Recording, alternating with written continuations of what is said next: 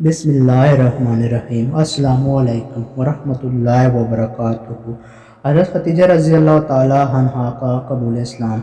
नाज़रीन ग्रामी, अल्लाह ताला ने सूरतुल हलक़ की इब्तदाई आयतों में अपने नबी करीम सल्लल्लाहु अलैहि वसल्लम को हुक्म दिया कि आप पर जो कुरान अभी नाजिल हुआ और आइंदा नाजिल होगा उसे आप बिस्मिल्लाहिर्रहमानिर्रहीम कह कर पढ़िए।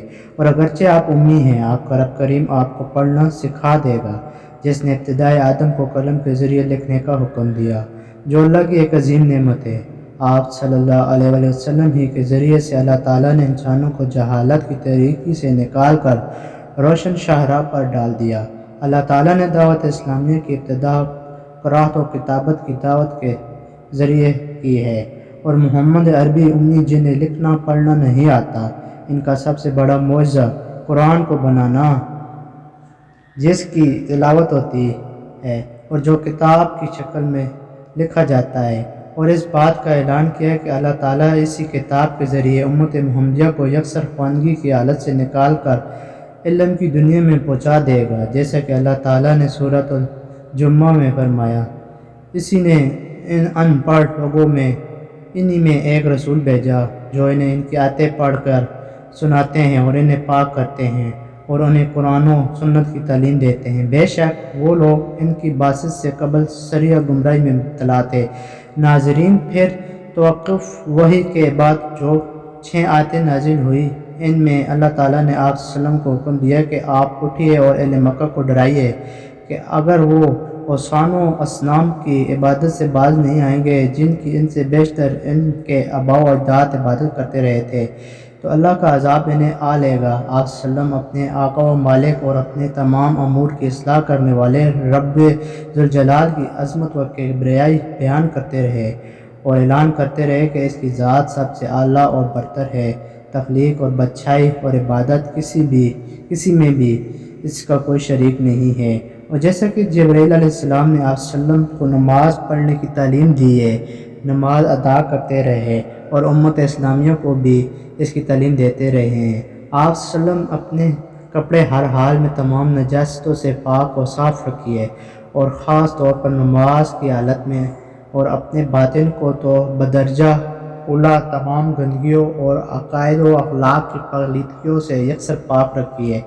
आप सल्लल्लाहु अलैहि वसल्लम बुतों से बिल्कुल किनाराकश हो जाएं, और जो कि नबी करीम सल्लम जब से पैदा हुए बुतों की इबादत से बिल्कुल दूर रहे हैं। इसलिए इस आयत करीमा में बुतों से अदावत और इनसे दूर रहने की आपको मज़ीद रग़बत दिलाई गई, और लोगों को बुतों की परस्तिश से बिल्कुल किनारा कश होकर सिर्फ़ एक अल्लाह की इबादत की दावत देने का हुक्म दिया गया।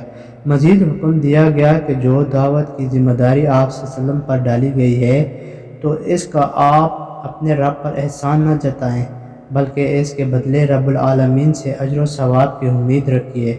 बाज़ लोगों ने इसका मफ़हूम ये बताया कि किसी को कुछ देकर आप इस पर एहसान न जताएं। आप सल्लल्लाहु अलैहि वसल्लम के सर पर एक बहुत बड़ी ज़िम्मेदारी डाली गई है, और वो है इस सारे आलम को सिर्फ़ एक अल्लाह की इबादत की दावत देना। और जब आप ऐसा करेंगे तो अरब व अजम सब आपके ख़िलाफ़ जंग के लिए आमादा हो जाएंगे। ऐसी हालत में आप सब्र करें। हकीकत यह है कि नबी करीम ने मज़कूरा अमूर पर पूरे तौर पर अमल किया। इनमें सबसे अहम नमाज़ों के मुतय्यन औक़ात में अदायगी है, जैसा कि इब्तिदाई वही के वाक़ई जिब्राईल अलैहिस्सलाम ने आप सल्लल्लाहु अलैहि वसल्लम को तालीम दी थी।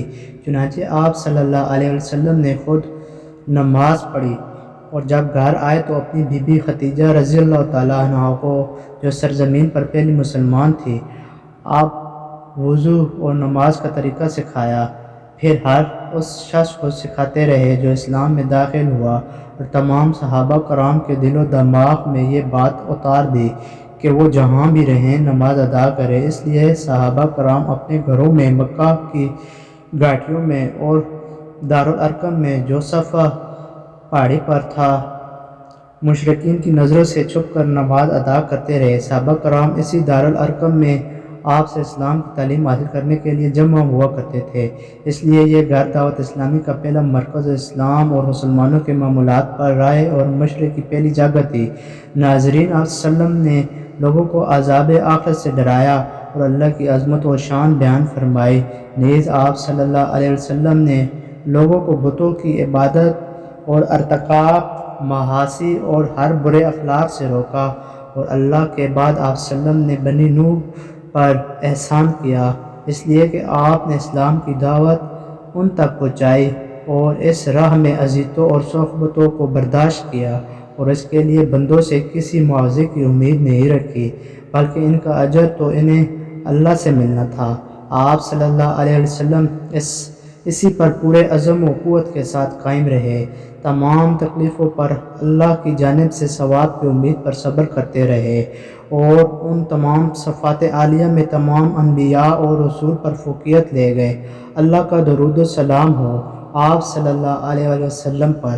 ناظرین، امام بخاری اور مسلم نے ابتدائی وحی کی کیفیت کے بیان میں روایت کیا کہ آپ صلی اللہ علیہ وسلم وحی کے نزول کے بعد فوراً خدیجہ رضی اللہ تعالیٰ عنہ کے پاس آئے۔ اس وقت آپ صلی اللہ علیہ وسلم نے ان سے کہا کہ مجھے کمبل اوڑھاؤ، تو گھر والوں نے آپ صلی اللہ علیہ وسلم کو کمبل اوڑھا دیا۔ پھر سیدہ خدیجہ رضی اللہ تعالیٰ عنہ آپ کو لے کر ورقہ بن نوفل کے پاس آئی۔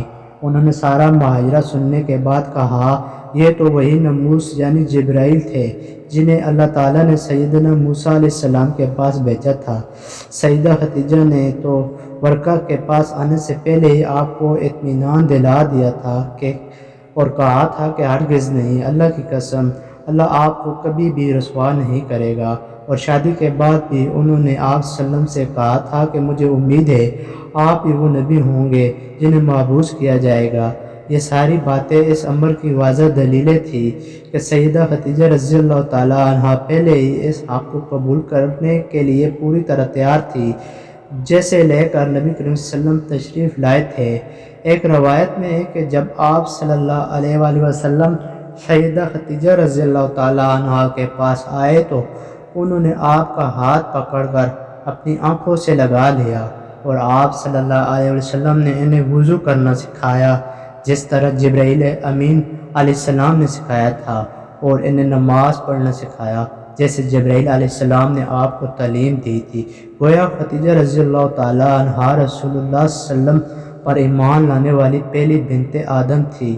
ناظرین، معلوم ہوا کہ سیدہ خدیجہ رضی اللہ تعالیٰ عنہا نے سب سے پہلے اسلام قبول کیا، جیسا کہ ابن اسحاق نے کہا کہ خدیجہ بنت خولید رضی اللہ تعالیٰ عنہا ایمان لائیں اور اللہ کی بھیجی ہوئی رسالت کی تصدیق کی، ہر موڑ پر آپ صلی اللہ علیہ وسلم کی مدد کی، اور اللہ اور اس کے رسول صلی اللہ علیہ وسلم پر ایمان لانے والی اور رسالت کی تصدیق کرنے والی پہلی انسان تھی۔ اسی طرح اللہ تعالیٰ نے اپنے رسول صلی اللہ علیہ وسلم کے بوجھ کو کافی حد تک ہلکا کیا۔ اب جب بھی کفار قریش کی زبانی کوئی ناگوار بات سنتے جس سے آپ صلی اللہ علیہ وسلم کو غم لاحق ہوتا تو آپ صلی اللہ علیہ وسلم خدیجہ رضی اللہ تعالیٰ عنہ کے پاس آتے، وہ آپ صلی اللہ علیہ وسلم کو اطمینان دلاتی، ہمت بڑھاتی، اور ہر بار آپ صلی اللہ علیہ وسلم کی تصدیق کرتی، اور آپ صلی اللہ علیہ وسلم سے کہتی کہ آپ ان کافروں کی باتوں سے غمگین نہ ہوں۔ یہ سن کر نبی کریم صلی اللہ علیہ وسلم کا دل ہلکا ہو جاتا اور خزن و ملال جاتا رہتا۔ ناظرین کرام، اگر آپ کو ویڈیو اچھی لگی ہو تو ویڈیو کو لائک کر دینا، چینل پر پہلی بار آئے ہیں تو چینل کو سبسکرائب کر دینا، اور دعاؤں میں یاد رکھنا۔ اللہ نگہبان۔